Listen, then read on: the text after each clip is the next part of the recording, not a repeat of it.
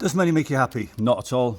My name's Nick and I'm on HelpBnk. It makes you sad, it makes you depressed. I think if you get to a certain point in your life and you achieve your goals and you hit your goals, they become more unachievable, I think. So does money make you happy? I would say no. Does it create a happiness within your life? It gives you freedom, and it gives you choice. And it gives you the ability for you to be able to do what you want, but it certainly doesn't make you happy in itself, having a big wad of 50s in your pocket. What motivates you to keep going once you're successful? People, more than anything, is people that motivate me. Being around the right people, being around the right heart and mind, and energy. Energy motivates me, which is why I surround myself in sexy people, successful people. What is your biggest business failure? I could probably give you several, 100. Biggest business failure is probably trying to take on too much myself, trying to control too much myself and not letting go and allowing the people around me that are better at doing that job by trying to do it myself. How do you sell a company for millions? I think when you sell a company,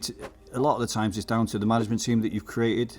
A lot of it's down to the ideas and your own vision. And I think when you sell a company, you need to have a story after you've sold it. People don't really want to buy a company that already has something. They want to know how they can improve it. If you want to sell a company, you have to have a vision for it in 10 years time and not just for today. What type of businesses are easiest to sell? Businesses with a residual income. So if you've got a business that you can kind of sleep and it makes money from memberships, or it may be an insurance company or something like that, I think the easiest companies are companies that have a residual value if you drop down dead tomorrow, and that aren't reliant on an amazing management team. It'd be down to residual income, what contracts you've got, who your clients are, and who that business is working with. Should I plan to sell my company? I've already done that several times. My answer to that would be no, because I think the biggest mistake I ever made was selling my company, because I didn't want to sell my company. You get to a certain point where you make decisions not for yourself, you make decisions for the people around you, for the people that you love, and for your business partners. So if I had my chance again, would I sell my company? No, I wouldn't sell my company, because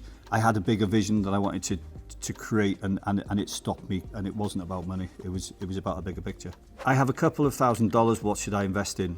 It's a difficult one. It could be anything. You've just got to start somewhere. Become a window cleaner, buy a bucket and a squidgy. Become a delivery guy, go and rent a van because it costs you 200 quid. It's a difficult one. I think the new thing is marketing and creating revenue and business for other businesses. So maybe become a lead generation company, go door knocking, you can make a lot of money from it. You can set businesses up very easily with little money by understanding what the bigger companies want and leaning on it. Just create a value for yourself and make yourself valuable to the person that you're going to try and sell to. What makes a great pitch? The main thing about the pitch is the person. You can have a really boring person with a really good idea. It's from the person that's selling the product and the energy that they come across with. They're the ones that you're going to invest your money in. It's not really the idea in the long term. It's the founder, the excitement and the energy that they bring to the pitch. How do you find great investors? If you're looking for investment and you're looking for investment in your business, I'd stay away from private equity firms. I'd stay away from venture capitalists, because the pressure will be on you from day one, especially if they put debt on your company. If you want to find a great investor, you need to go to somebody like,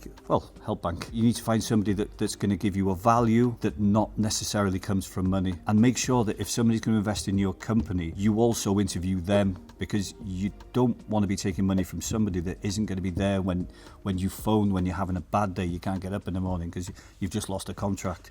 So make sure that you have that connection with them and you feel part of them and you see a value in it. What are the top 3 factors you consider before investing in a company?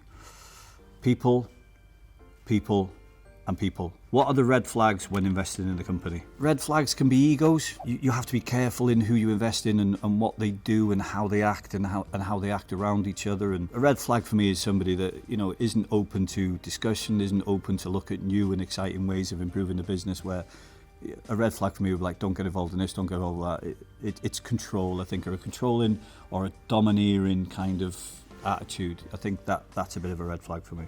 Are investors willing to invest based purely on a founder's vision, even if the business model isn't fully proven? I think so. I like to think I'm a reckless investor. Sometimes I'll invest in a person, even if I think the idea is really shit. They just haven't realised how shit the idea is. I love that, because when they get to the point that they didn't have the great idea, and I know that they have the energy and the vision to then adapt it and create something different. Entrepreneurs aren't ideas. Entrepreneurs are people